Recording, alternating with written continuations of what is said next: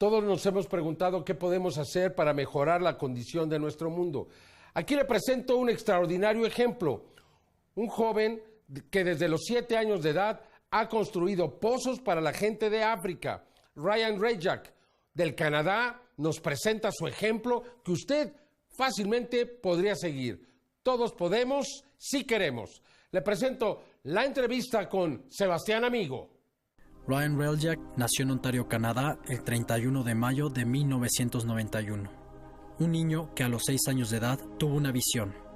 Quería ayudar a las personas que sufrían por la falta de agua potable en África. Hoy ya es un joven de 21 años de edad que ha logrado perforar más de 720 pozos en 16 países, ayudando alrededor de 760,000 personas en todo el mundo. El día de hoy nos acompaña en el estudio de Tercer Milenio para contarnos cómo fue que logró estas grandes hazañas. So tell me, Ryan, what was the thing that motivated you when you were a 6-year-old kid to give water to people in Africa? Well, I remember we were doing our annual school charity project. We would do fundraisers for canned food drives for people in our community, and we would do all these different things for cancer. And that year, we were raising money for developing countries.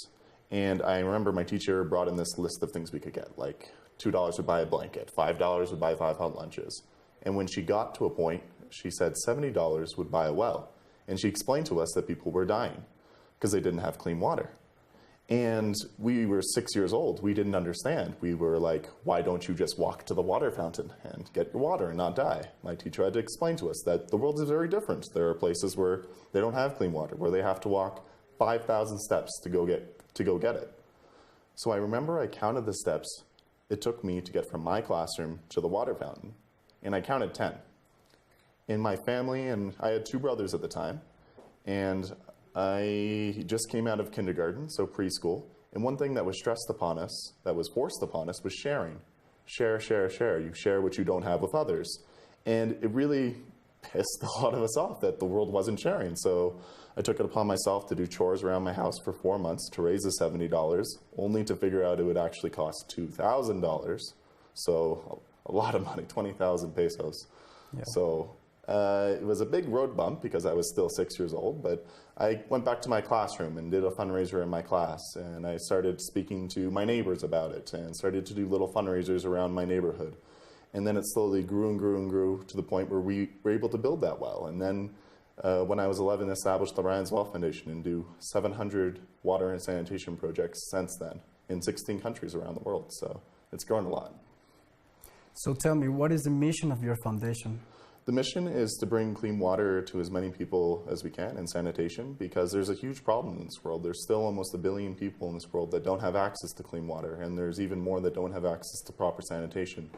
And there are things that are so basic that can empower a community to grow and to become economically dependent upon itself, and to improve maternal health, and to improve education, and so many different things that water can lead to. And it's such an important resource. And yes, it's a complicated problem, but on the same scale, it's a very simple solution. How did you feel the first time you built your first well? It was crazy. I finally raised enough money. It took a whole year. And I was fortunate enough, my neighbors gave air mile points, so I was able to go to the well. It was built at Angola Primary School in northern Uganda.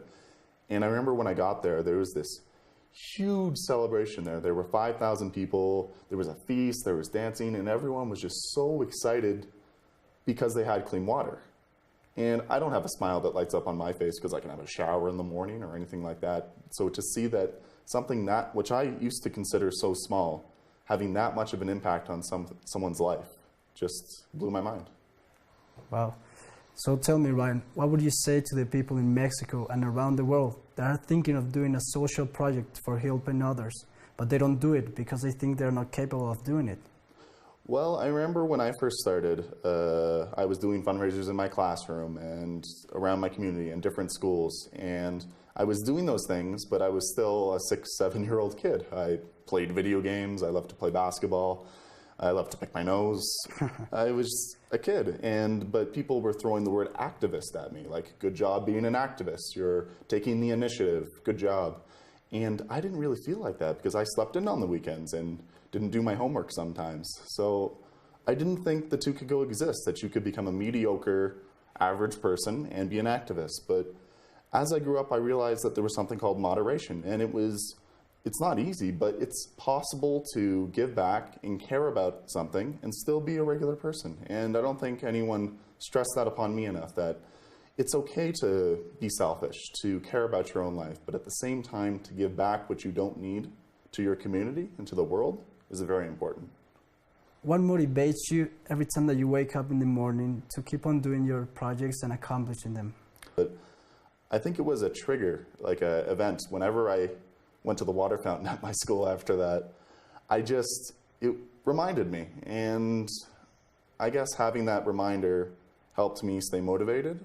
And the other thing that helped me stay motivated was that when I came back to my friends and my family and my community and wanted to do fundraising, people pitched in little by little, and people in other schools, people in other communities, grown people, kids.